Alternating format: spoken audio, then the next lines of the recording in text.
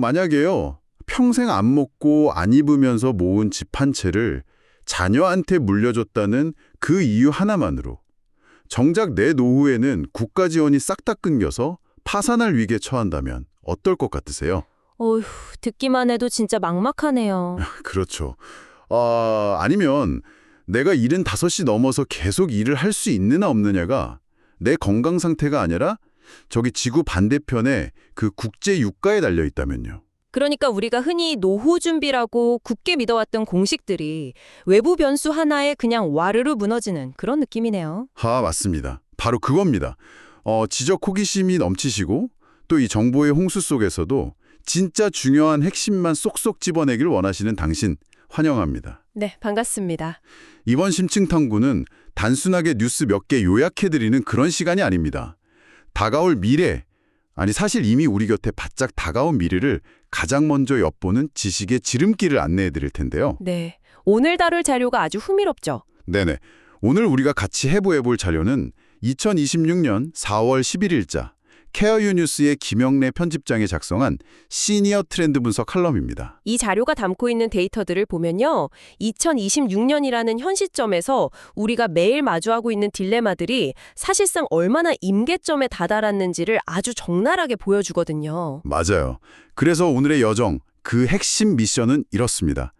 대한민국과 전 세계가 맞이한 이 초고령 사회가 기존 제도의 한계를 어떻게 드러내고 있는지, 그리고 우리의 일상이나 금융, 이동수단, 노동 시스템 전체가 대체 어떻게 재설계되고 있는지 그 거대한 퍼즐을 한번 맞춰보는 겁니다. 아주 거대한 대전환의 퍼즐이네요. 그렇죠. 자, 그럼 첫 번째 조각부터 한번 시작해보죠. 이걸 좀 풀어볼 텐데요. 시니어분들의 구체적인 일상을 들여다보기 전에 그 삶을 지탱하는 제일 밑바탕, 그러니까 국가 시스템 이야기부터 해볼게요. 기초연금제도가 지금 아주 기이한 모순에 빠져 있다고요? 네, 그 원문 자료를 보면 아주 극명하고 어떻게 보면 좀 불편한 대비가 나옵니다. 어떤 대비요? 한쪽에서는 근로소득 상위 10%에 해당하는 고소득 수급자가 월 161만 원이라는 적지 않은 기초연금을 챙겨가고 있거든요. 161만 원이요. 꽤 큰 돈이네요. 그렇죠. 그런데 다른 한쪽에서는 평생 일군 아파트를 자녀에게 증여한 가난한 어르신들이 수급 대상에서 억울하게 탈락하는 사례가 속출하고 있다는 겁니다. 아니, 실제로는 가난한데 탈락을 한다고요? 네, 재산 산정 기준에 그 증여된 아파트 가치가 그대로 반영되어 버리니까요. 이걸 행정이나 경제 용어로는 역진적 수급 현상이라고 부릅니다. 잠깐만요. 역진적이라는 건 방향이 거꾸로 간다는 뜻이잖아요. 보통 이런 복지나 세금 제도는 부유한 곳에서 걷어서 취약한 곳으로 흐르게 설계되는 게 상식 아닌가요? 원래는 무조건 그래야 맞죠. 하지만 제도의 설계가 너무 복잡해지고 또 근로소득보다 부동산 같은 자산 가치의 변동성이 훨씬 커지면서 시스템에 일종의 버그가 생긴 겁니다. 시스템의 버그요? 네. 취약계층의 노후 소득을 보장하겠다는 본래의 취지랑은 다르게 실제로는 자산 관리를 아주 교묘하게 잘하거나 특정 소득 구조를 가진 사람들에게 오히려 더 유리하게 작동해버리는 결과를 낳은 셈이죠. 와, 이거 비유를 하자면 마치 재난 구호품을 실은 트럭에 내비게이션이 완전히 고장난 거네요. 아주 적절한 비유네요. 정작 텐트 치고 추위에 떠는 이재민들은 생지나 쳐버리고 저기 대저택 마당에다가 구호품을 막 쏟아붓고 있는 격이잖아요. 예산이라는 물은 콸콸 쏟아지는데 정작 목마른 식물한테는 한 방울도 안 닿는 거고요. 그 내비게이션 비유가 지금 현 상황을 아주 정확히 찔렀습니다. 제도가 의도한 타겟과 실제 현실의 타겟이 완전히 엇나간 거죠. 그렇군요. 그래서 최근에 백선희 의원이 대표 발의한 저출산 고령사회 기본법 일부 개정안에 대한 보도가 막 줄을 이었던 겁니다.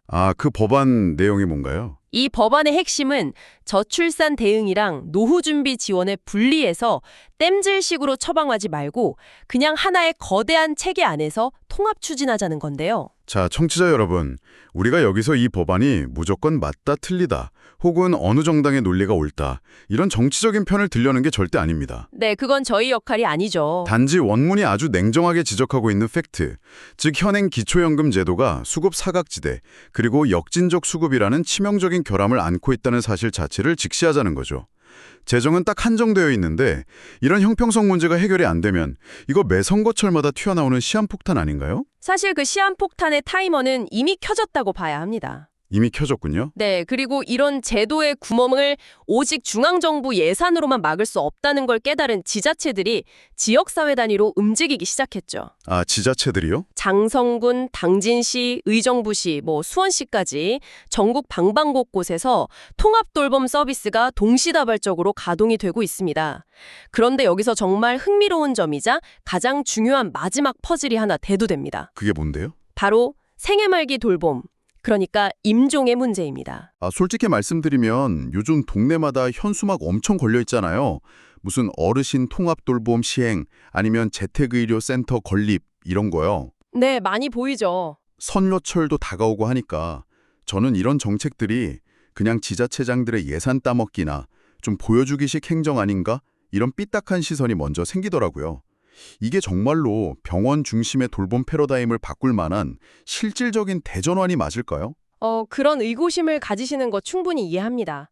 하지만 원문의 의학신문 보도에 실린 통계 하나를 딱 보시면 그 삐딱한 시선이 좀 달라지실 겁니다. 어떤 통계죠? 현재 대한민국 사망자의 75%가 병원에서 생애를 마감합니다. 75%나요. 와, 그러면 10분 중 7, 8분은 내가 평생 살던 공간에서 쫓겨나듯이 병원으로 가신다는 거네요? 바로 그겁니다. 평생을 살아온 내 집, 익숙한 내 이불 속이 아니라 낯선 천장과 기계음이 울리는 차가운 중환자실에서 마지막 숨을 거둔다는 뜻이죠. 어휴, 듣기만 해도 참 쓸쓸하네요. 그래서 이 통합돌봄의 본질은 단순하게 반찬 배달을 해드린다거나 복지급여를 얼마 더 드린다는 게 아닙니다. 살던 곳에서 존엄하게 생을 마감할 권리를 되찾아주는 일종의 철학적 전환인 거죠. 철학적 전환이요? 장수군이 장기요양 재택의료센터를 본격적으로 운원하기 시작한 이유도 여기에 맞닿아 있습니다.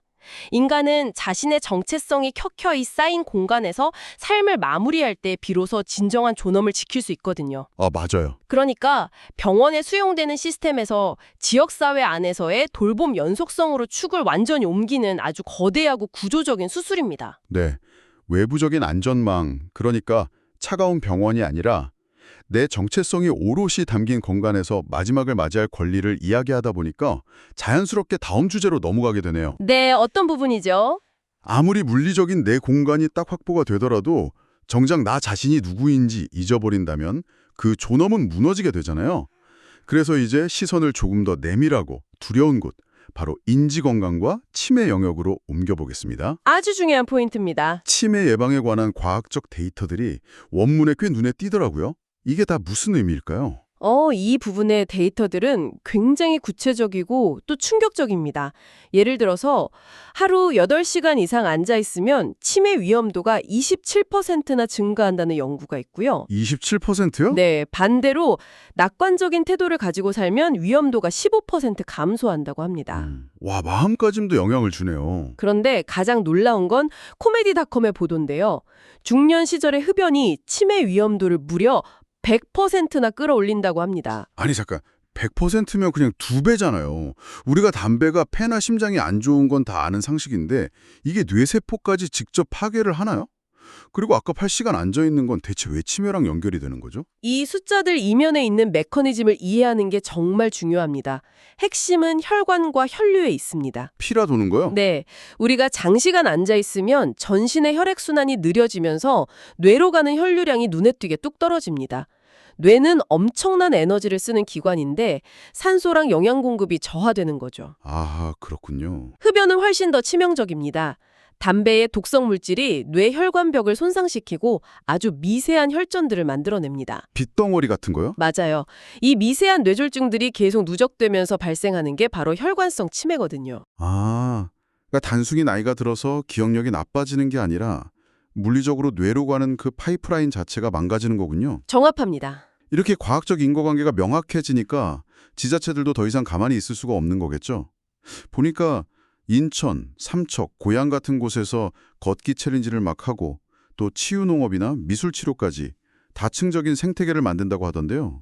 솔직히 전 이것도 그냥 유행 타는 행정 아닌가 의심했거든요.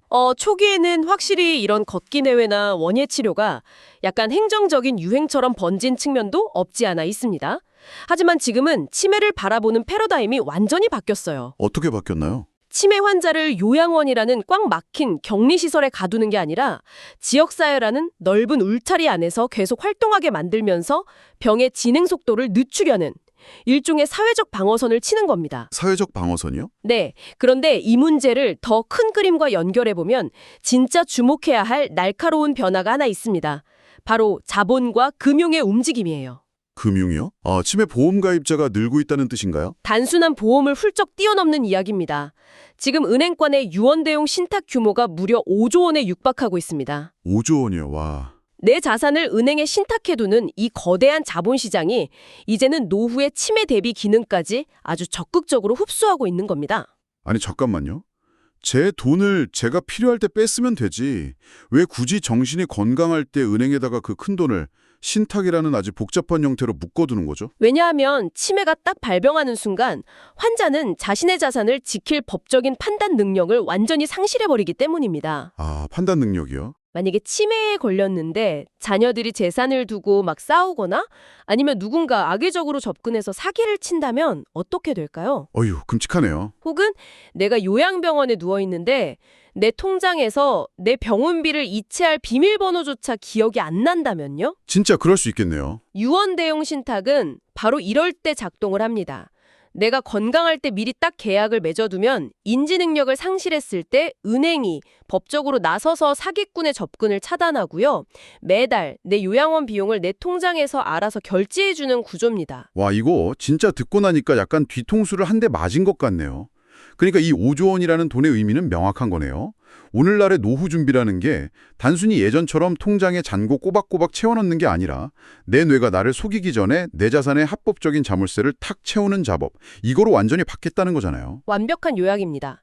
치매가 이제 단순한 질병이 아니라 종합 금융 포트폴리오가 된 거죠. 그렇군요. 그래서 헤럴드 경제의 보도처럼 경도 인지장애, 영어로 MCI라고 하는데요.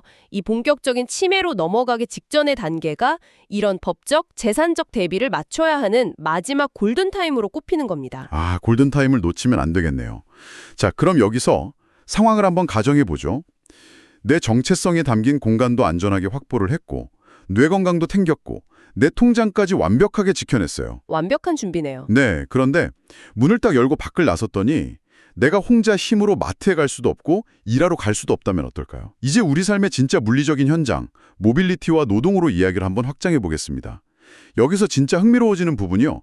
외부 변수 하나가 시니어 수십만 명의 일상을 완전히 뒤집어 놓았다고 하던데요. 네, 바로 고유가 사태와 대중교통 혼잡의 나비 효과입니다. 기름값이요? 기름값이 확 오르니까 출퇴근하는 직장인들이 자가용 대신 대중교통으로 대거 몰렸거든요. 그렇죠. 차 안 끌고 나가죠. 이로 인해서 출근 시간대 지하철이나 버스가 거의 마비 수준이 되니까 보건복지부가 노인 일자리 참여자 무려 28만 2천 명의 활동 시간을 오전 10시부터 오후 4시로 일괄 조정해버린 사건이 있었습니다. 이거 참 아이러니하네요.